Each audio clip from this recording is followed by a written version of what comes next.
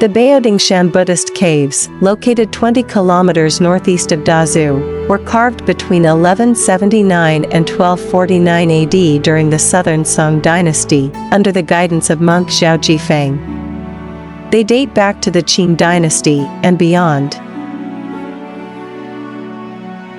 With a length of approximately 500 meters from the west end to the east, making a total of about 1 kilometer of sculptures. The carved portions are around 3 to 15 meters tall. There are over 70 stone carvings in the Dazu Rock Carvings group, with more than 100,000 statues in total. Zhao's objective at Baodingshan was to reintegrate Buddhism, which was then considered a foreign religion, into the native Chinese tradition.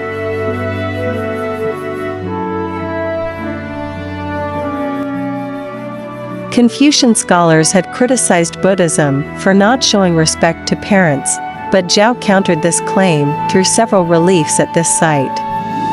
The reliefs are vivid, artistic, and relatable. They likely intrigued both the masses and the elite.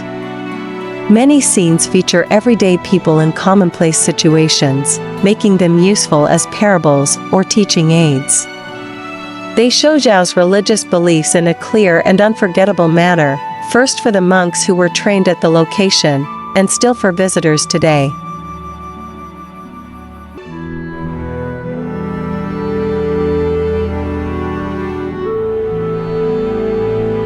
The reliefs in sequence make an actual guide to salvation.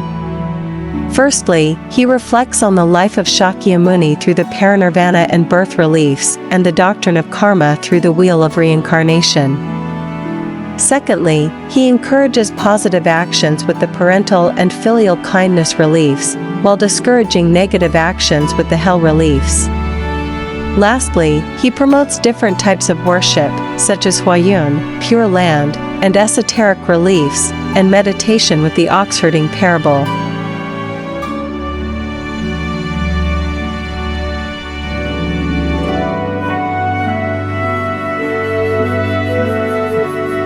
Zhao tries to accomplish this goal in several ways.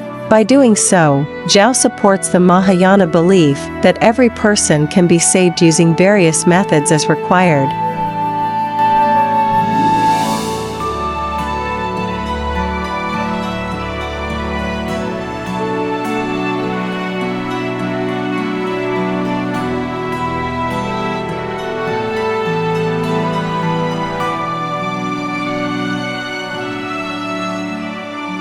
Wheel of Reincarnation.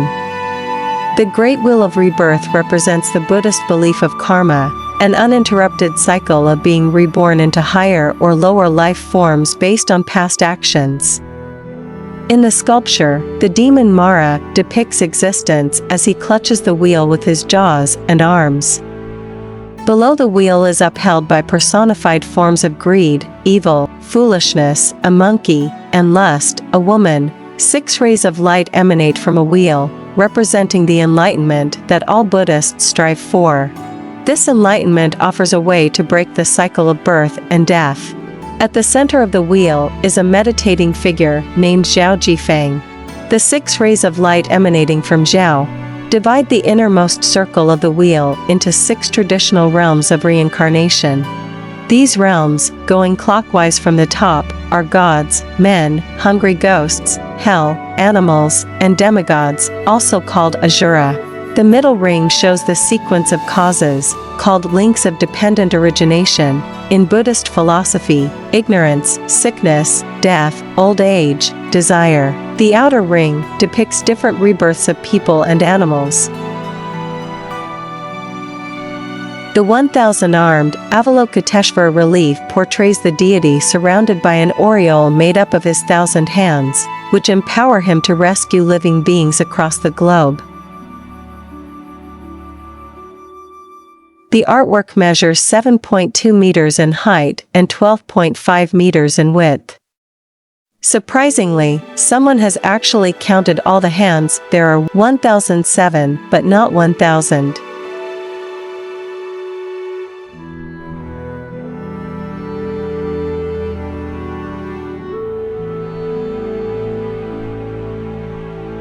Baodingshan's east end features a 31-meter-long reclining statue of Shakyamuni's death, accompanied by bodhisattvas and other attendants. This particular parinirvana is distinctive because it only portrays Buddha's head and reclining torso. Every element of this exhibit is the result of Zhao's singular and idiosyncratic artistic vision, making him truly one of a kind. An altar is located at the bottom of the statue. Above the altar, a platform holds statues of Buddha's family members. This focus on Buddha's family, both at Baodingshan and elsewhere, demonstrates the family values embraced by Buddhism in Confucian China. It was designated as a UNESCO World Heritage Site on December 1999.